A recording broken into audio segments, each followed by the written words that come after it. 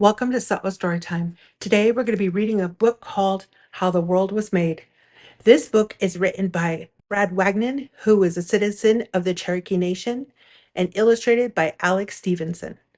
I look forward to reading this book with you all today. Now let's get ready for story time.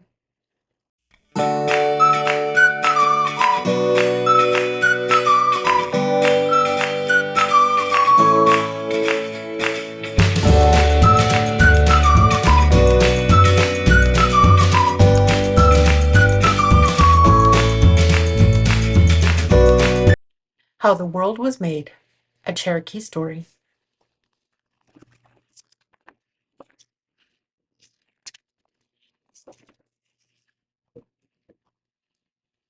A long time ago, when the animals could talk and do many things that people do, the earth was not like it is today. The Cherokee believe that the earth is an island floating on the sea. It is held up by 4 ropes, each tied to a different direction. The Cherokee believe that one day the ropes will break and the earth will sink into the water. When the earth was young and covered in water, the animals lived above it on a large rock, but the rock was very crowded and they all wanted more room. First, they sent out different birds in every direction, but they came back tired, saying that they couldn't find dry land. Beaver was the wisest animal, and all the other animals asked him if he could come up with an idea to find somewhere for them all to live. I wonder if Beaver comes up with a good idea. Beaver decided that there had to be something under the water and asked for a volunteer to go down and see. Many animals tried, but none could reach the bottom.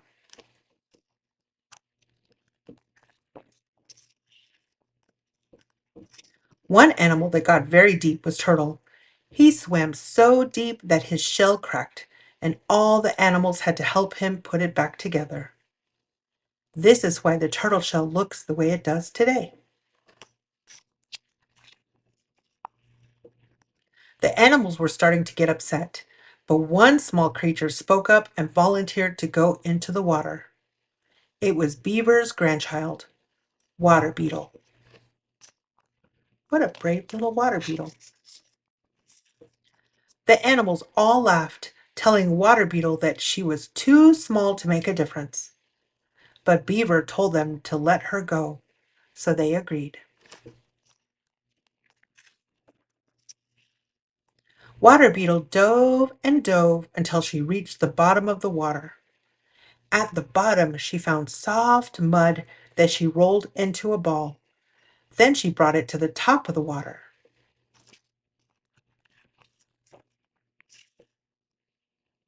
When the mud reached the top of the water, it spread out until it covered a large part of the earth. Water Beetle returned to the rock and told her grandfather what she had found.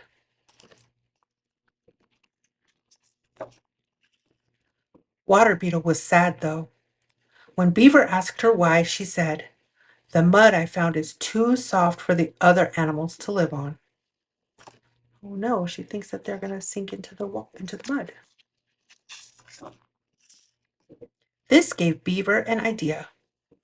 Beaver asked Buzzard to go down and dry out the mud by flapping his wings. After some time, Buzzard agreed. Buzzard flew down and flapped his wings, drying out the mud. He flew over the whole earth until he was very tired. As he got more and more tired, he started to fly lower and lower. As he flew lower, his wings began to hit the soft mud, making valleys every time they hit. Whenever his wings would flap back up, he made high mountains. The animals became scared that the whole earth would be valleys and mountains and that there would be nowhere for them to live. They called Buzzard back up to them. This is why the homeland of the Cherokee is full of mountains to this day.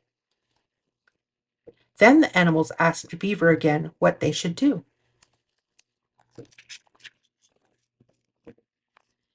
Beaver told the animals that if they would wait 7 days and 7 nights, the mud would dry and they would be able to go down to live on Earth.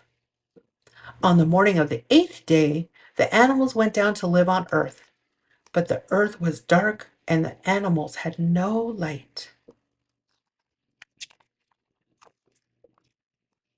Then the Creator set the sun above the Earth so that the animals would have light.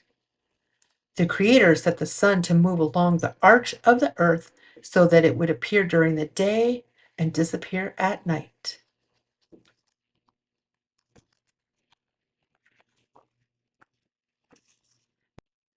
After the animals and plants came the men, and for a time the men and animals lived in peace. The end.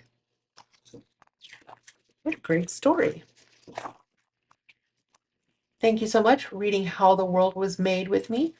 This is a beautiful Cherokee story. I hope you enjoyed it, and I hope that you come back and check often as I read new stories each week. Have a beautiful day.